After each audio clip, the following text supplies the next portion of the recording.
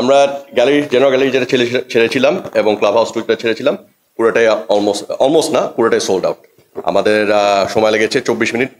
আমরা যেটা দেখেছি আমাদের সিস্টেম প্ল্যাটফর্ম ড্যাশবোর্ডে, ওইটার পরে মেবি আর 5-6 মিনিট কোনো কারো পেমেন্ট ফেলিয়ার ছিল, ওইটা করতে আরও মেবি 5-6 মিনিট লেগেছে, বা আরও আধা ঘন্টার ভিতরে আমাদের পুরো গ্যালারি এবং club house to ticket sold out. দুই জায়গায় মিলে 18 আর ওখানে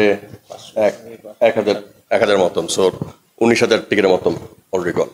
এখন এটা 100% খুশির খবর। আমি যেটা দেখেছি, আমরা যেটা অনলাইনেও দেখেছি, টিকিট কিন্তু আরামসে স্মুথভাবে সোল্ড আউট হয়েছে। এখন আপনারা তদন্ত করে দেখেন, যদি কোনো ত্রুটি পান বলেন আমাদেরকে, আমরা চেক করব। আমি এসে গ্যালারি ফাঁকা দেখি নাই। এখন আপনারা কতটুকু দেখেছেন? আমরা কিন্তু গতবার খেলা 6টার সময় স্টেডিয়াম বন্ধ করে দিয়েছিলাম, মেবি ওটার কারণে মেবি কোনো দর্শক ঢুকতে পারে নাই। বাট এটাও কিন্তু এবারও কিন্তু খেলার 1 ঘন্টা আগে আমরা গেট বন্ধ করে দিব। তো যদি কোনো দর্শক টিকিট কিনে থাকে, যদি ওই টাইম ভিতরে না ঢুকতে পারে, তাহলে মেবি ফাঁকা থাকতে পারে। বাট আমরা আশা করি যে সব দর্শক টাইম মতন ঢুকবে।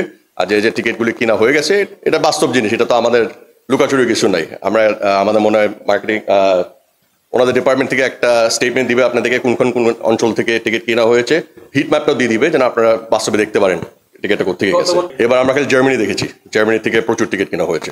খালি জার্মানি আর বাংলাদেশ সোফার দেখেছি। এখন আরেকদিন বেশি করতে হবে, আমরা খালি ড্যাশবোর্ড অন টপ দেখেছি, সো ওটা দেখে আমরা জানাতে পারবো। টিকিট সেলিং হলো আমাদের প্রায়োরিটি। এখন দর্শক কোথেকে আসছে, কিভাবে আসছে, যেন আমিও একটা সাধারণ দর্শক, আমি যদি এখন ওয়ার্ক ট্রাভেলে কোনো দেশে থাকি, আমি যদি খেলা দেখতে চাই, মেবি আমি অনলাইন থেকে কিনলাম। তো আমার মতন অনেক দর্শক হতে পারে, আমি বলছি না আমার মতন দর্শক, আমি বলছি যে বাংলাদেশি প্রবাসী বা বাংলাদেশি কোনো দর্শক যে ব্যবসা কারণে বিদেশে যেতে থাকতে পারে, মেবি ওনারা কিনেছে, বা মেবি কোনো প্রবাসীর ফ্যামিলি ওনাদেরকে গিফট দিতে চায়, ওটাও একটা এক্সপ্লেনেশন হতে পারে।